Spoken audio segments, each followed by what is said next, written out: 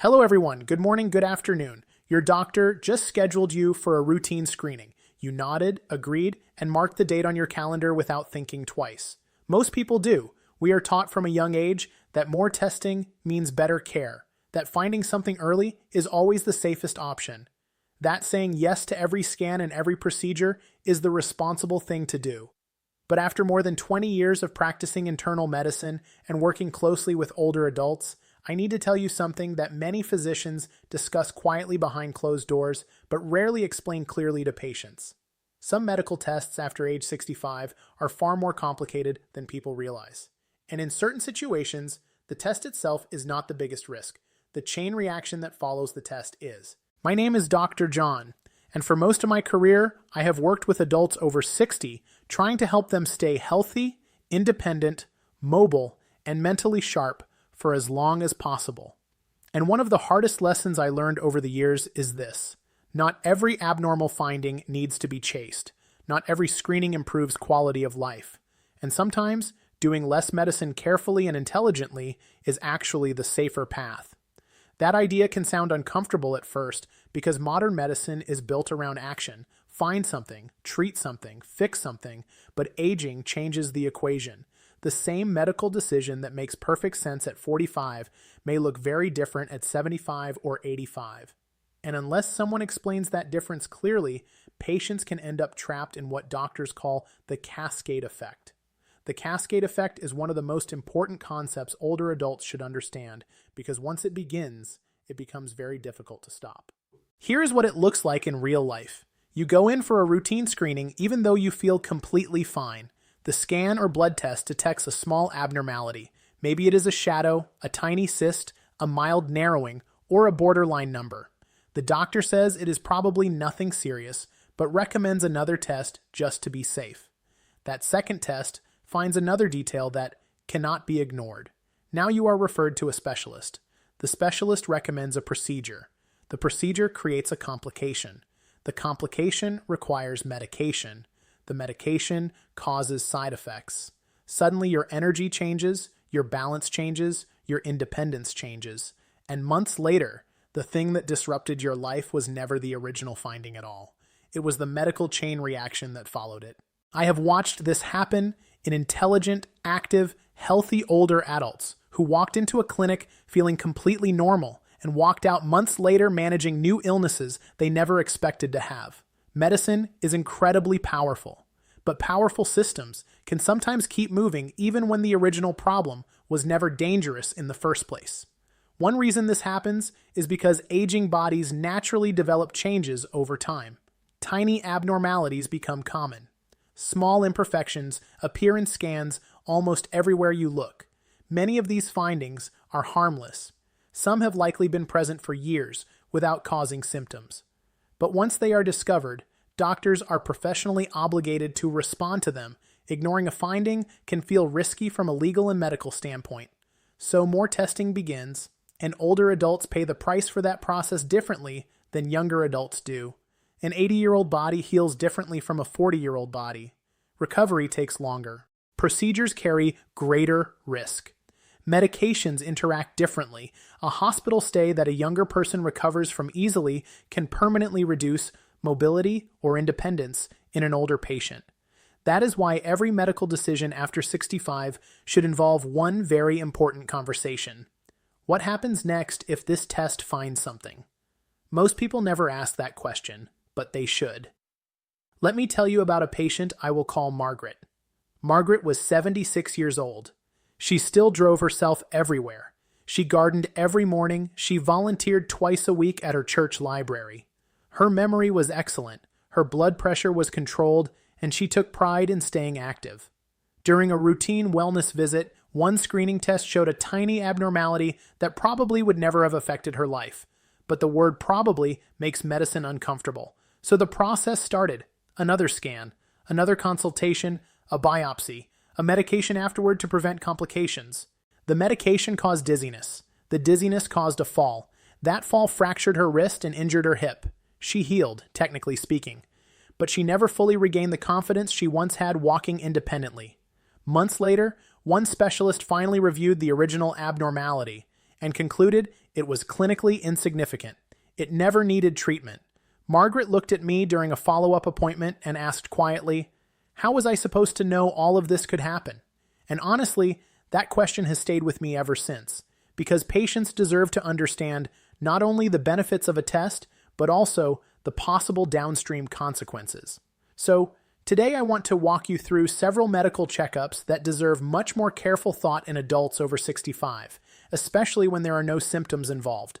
The first is routine full-body CT scanning. This has become increasingly popular because it sounds reassuring. Scan everything. Catch problems early.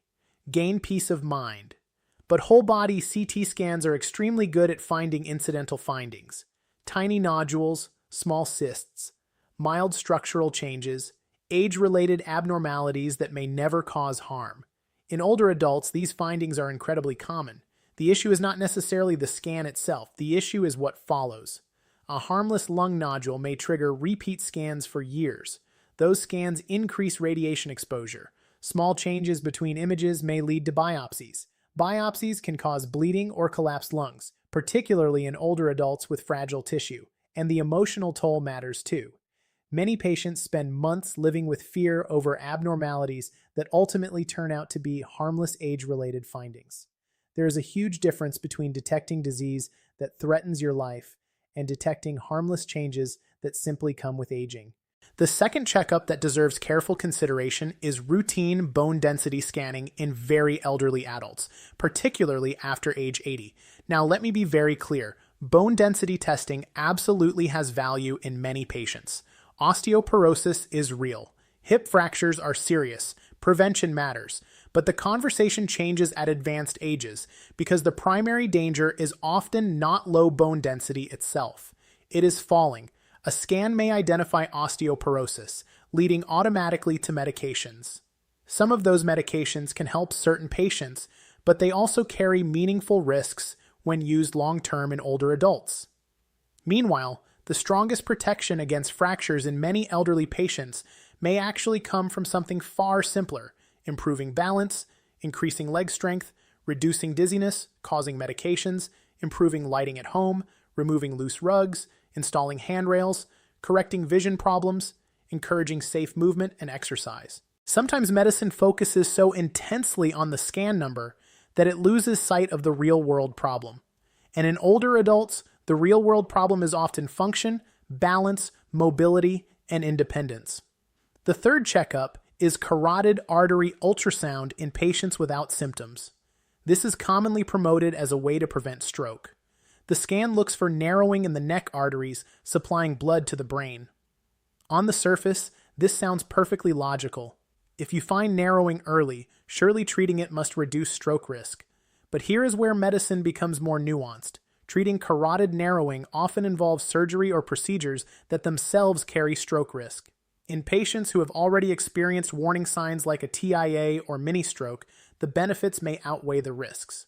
But in symptom-free older adults, the equation becomes far less clear. Some patients undergo procedures for narrowing that may never have caused them harm, while the treatment itself creates complications that affect quality of life permanently. That is why screening should never happen in isolation from the conversation about what would happen afterward. A test is not just a test. It is the first domino in a sequence of decisions. And finally, perhaps the most important example of all, aggressive cardiac procedures in symptom-free patients after abnormal stress tests. This is where many older adults unknowingly enter extremely risky territory.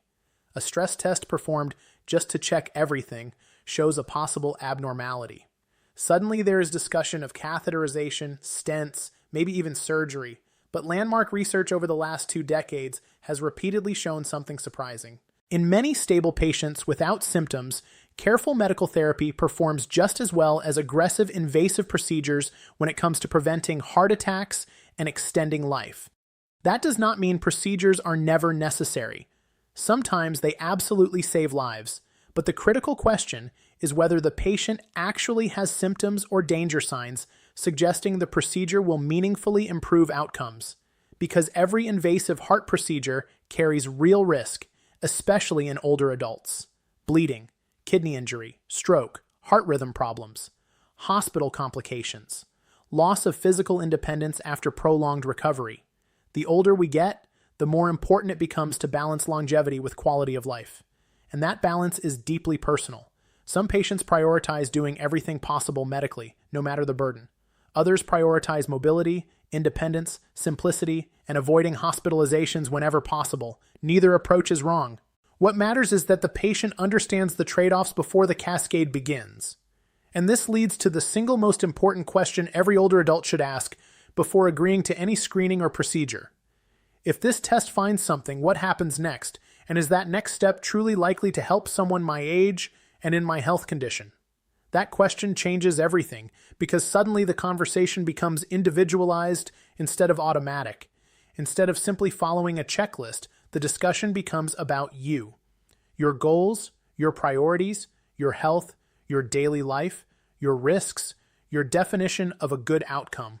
Some older adults would gladly accept a difficult procedure for even a small increase in lifespan.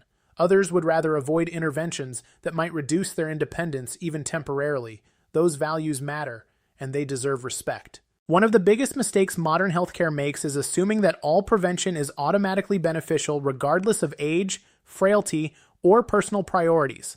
But medicine should never be one size fits all. A healthy, active 67-year-old may benefit greatly from a screening that makes very little sense for a frail 88-year-old with multiple chronic illnesses. Context matters. Life expectancy matters. Mobility matters. Cognitive function matters.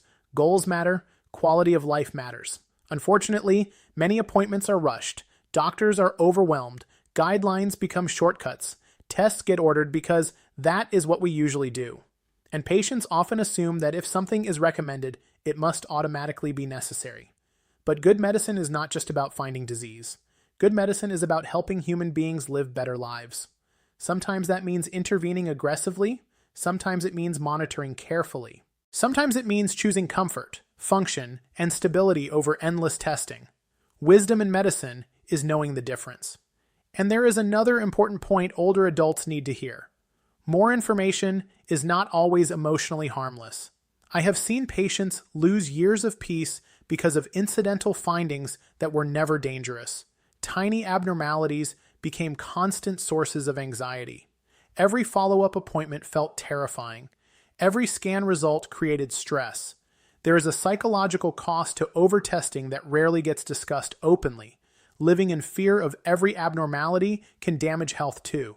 At some point, healthcare must support not only survival, but also peace of mind, dignity, confidence, and independence. That is especially true as we age. So please understand, this conversation is not anti-doctor, and it is not anti-medicine. Preventive care absolutely saves lives. Blood pressure treatment matters. Diabetes management matters. Vaccinations matter. Vision checks matter. Hearing evaluations matter. Medication reviews matter. Cancer screenings may still be extremely important depending on age, health status, and personal risk factors. The goal is not to avoid care. The goal is to become an informed participant in your own care instead of simply saying yes automatically to every recommendation without discussion. Ask questions. Slow the conversation down. Understand the reasoning. Understand the risks. Understand what happens after the test. Understand whether the next step would truly improve your life. That is not being difficult. That is being responsible. The best doctors appreciate informed patients because thoughtful questions lead to better decisions and better outcomes. And if a physician cannot clearly explain why a test is likely to benefit you personally, that itself is useful information. Remember, medicine should serve the patient, not the other way around. As people age, preserving independence often becomes just as important as extending lifespan. Being able to walk safely, think clearly, enjoy family, maintain dignity, and live without unnecessary hospitalizations may matter more than aggressively pursuing every possible abnormality discovered on a scan. That perspective deserves a place in every medical conversation. So before your next screening, take a moment and ask the question that Margaret wished someone had taught her decades earlier. If this test finds something, what exactly happens next? And is that next step truly worth it for me? That one question can prevent fear, confusion, unnecessary procedures, and sometimes life-changing complications. It may also help you and your doctor build a healthcare plan that reflects not just medical guidelines, but your actual life. And that is what good medicine is supposed to do.